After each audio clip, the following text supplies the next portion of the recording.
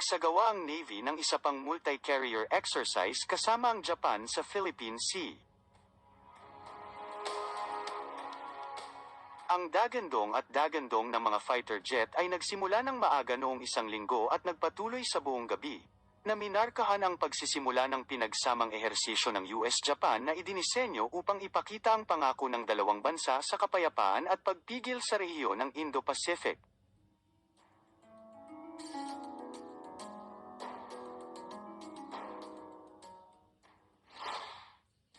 Tinukoy bilang isang multiple large deck event ng Navy, itinampok sa pagsasanay na ito ang partisipasyon ng mga aircraft carrier na sina USS Ronald Reagan at USS Carl Vinson, ang Japanese helicopter carrier na JS Hyuga, kasama ang humigit kumulang 150 sasakyang panghimpapawid at mahigit 10,000 sailors, lahat ay nagpapakita ng kanilang kapangyarihan sa himpapawid at hukbong pandagat sa Indo-Pacific.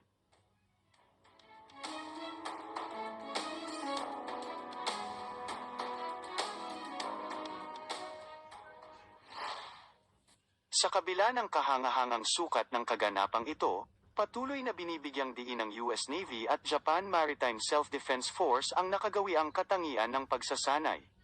Binigyang diin ni Rear Admiral Adam Pat Hanahan, ang commander ng Carrier Strike Group 5, ang mga kakayahan na makikita mo, at hindi mo makikita, na naka-assemble dito ay talagang kahanga-hanga.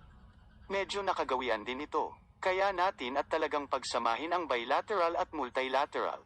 Puwersang ganito kalaki, lawak, at kakayahan ng maraming beses bawat taon sa buong Indo-Pacific.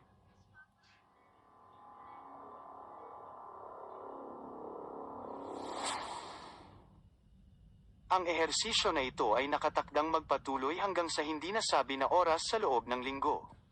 Nagsimula ito noong Sabado humigit kumulang 500 hanggang 700 nautical miles sa silangan ng Luzon, Philippines, na inilagay ang flotilla sa humigit kumulang 800 nautical miles sa timog silangan ng Taiwan.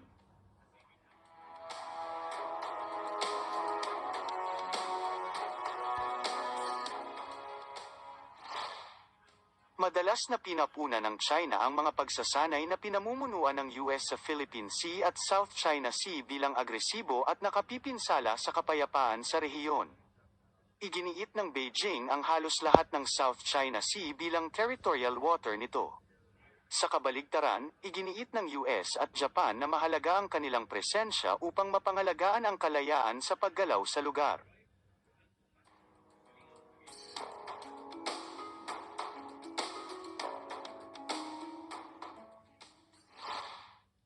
Inilarawan ni Rear Admiral Pat Hanahan ang isyong ito bilang isang usapin ng pananaw, na binanggit na ang US at Japan ay nagpaparada at nagsasanay sa rehiyon sa loob ng mga dekada. Sinabi niya na ang pagsasagawa ng mga aktibidad tulad ng paglipad, paglalayag, at pagpapatakbo alinsunod sa internasyonal na batas ay nagsisiguro sa pagpapanatili ng malayang kalakalan at kalayaan sa paggalaw sa rehiyon.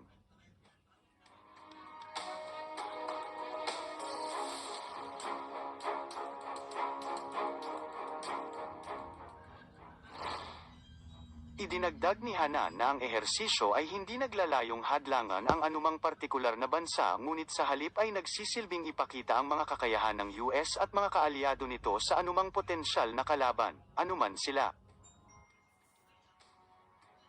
Noong linggo ng hapon, ang mga flight deck at below deck na hangar sa Ronald Reagan at Carl Vinson ay abala sa aktibidad.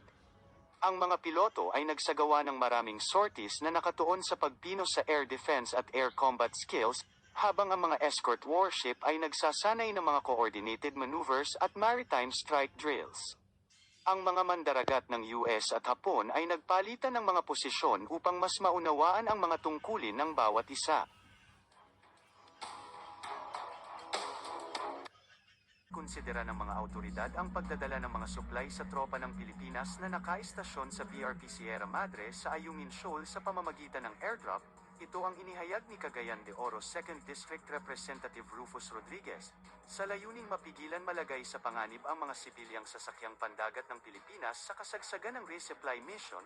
Ayon pa sa mambabatas, dapat nang tapusin ang nakagawiang ito at inihayag na hindi nito nakikita ang rasyonal o makatwirang paliwanag para sa paggamit ng civilian boats at mga crew sa pagdadala ng mga supply sa mga kasundaluhang Pilipino, na nagbabantay sa naturang warship na nagsisilbing outpost ng bansa sa West Philippine Sea at simbolo ng ating soberanya at territorial integrity. Sa halip, maaari aniyang gamitin sa resupply mission ng air assets ng Air Force at Philippine Navy. Subalit, ipinunto din ng mambabatas na ang panganib na maaring kaharapin ng mga Air Force at Navy personnel sa naturang mission ay pareho lamang din sa kinakaharap ng mga crew ng civilian boat.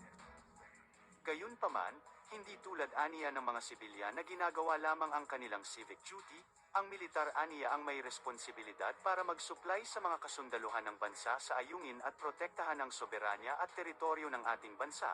Maaari din aniyang hingi ng tulong ng kaalyadong mga bansa para makibahagi sa airdrops, gayon din ang mga videographer at photographer na magdodokumento sa resupply mission.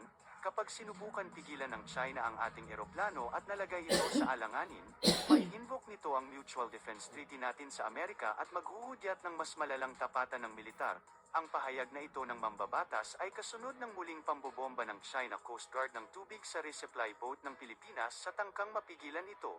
Sinabi naman ng tagapagsalita ng Chinese Foreign Ministry na si Wang Wenbin, na ang Coast Guard ng China ay gumawa ng mga kinakailangang hakbang laban sa mga barko ng Pilipinas sa isang pinagtatalunang outpost ng West Philippine Sea. Inakusahan ng Pilipinas ang Chinese Coast Guard noong Biyernes ng mapanganib na maniobra sa mga bangkang Pilipino sa pinagtatalunang West Philippine Sea, kabilang ang pagpapaputok ng water cannon at pagharang sa mga barko sa isang resupply mission. Nangyari ang insidente sa panahon ng misyon ng Pilipinas na maghatid ng mga probisyon sa isang maliit na garrison sa Second Thomas Shoal, na bahagi ng Spratly Islands at isang matagal ng flashpoint sa pagitan ng mga bansa. 菲律宾2艘运补船和3艘海警船擅自闯入中国南沙群岛仁爱礁邻近海域，严重侵犯了中国主权。中国海警依法对菲方船只采取必要执法措施。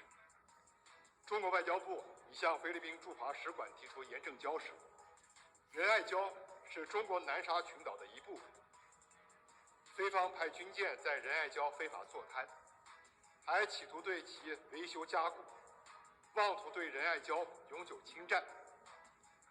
菲方行径严重违反国际法和中国与东盟国家签署的南海各方行为宣言，中方对此坚决反对。